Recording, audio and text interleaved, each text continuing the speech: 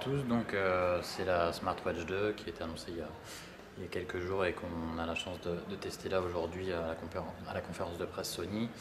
Bon, ça va être un test très rapide parce que c'est vraiment un prototype, modèle de test. Il y a pas mal de choses quand on fait sa fiche test.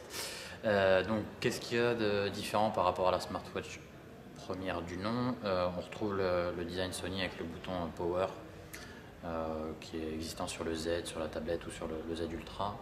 Le gros avantage, c'est il y avait une prise propriétaire avec un câble USB sur la première smartwatch. Là, c'est du micro USB classique avec une trappe.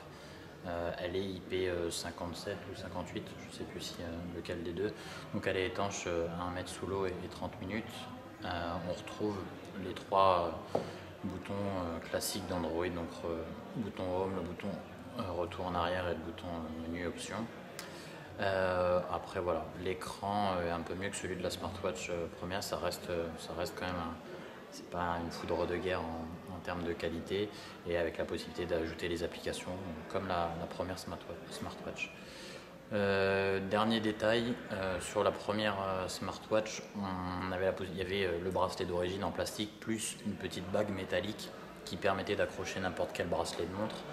Là en fait c'est directement intégré, je ne sais pas si vous voyez bien sur la vidéo, mais c'est du bracelet classique, donc si vous voulez mettre un bracelet en cuir, en crocodile, en peau de serpent ou autre, c'est possible. Et la dernière chose, présence du NFC, donc pour la connecter il suffit de mettre votre Xperia Z ou n'importe quel smartphone Android dessus et elle sera connectée à votre smartphone.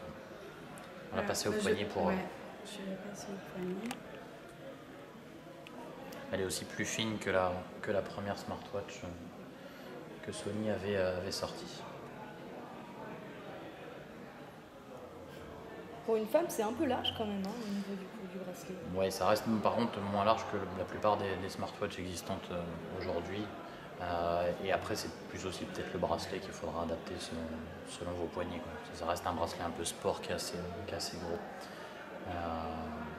Voilà, que dire de plus? Je crois qu'on a fait le tour. Oui, à peu près. Au niveau de l'écran, peut-être la qualité de l'écran C'est un peu décevant quand on voit le Xperia Z ou le Z Ultra à côté, mais ça reste largement suffisant pour les petites applications, pour faire du sport, pour checker ses tweets, ses textos, ses emails. Et voilà. Après, l'avantage, c'est que si vous connaissez la smartwatch première génération, il y a quand même beaucoup d'applications et beaucoup de développeurs qui travaillent dessus pour apporter pas mal de nouveautés à la smartwatch.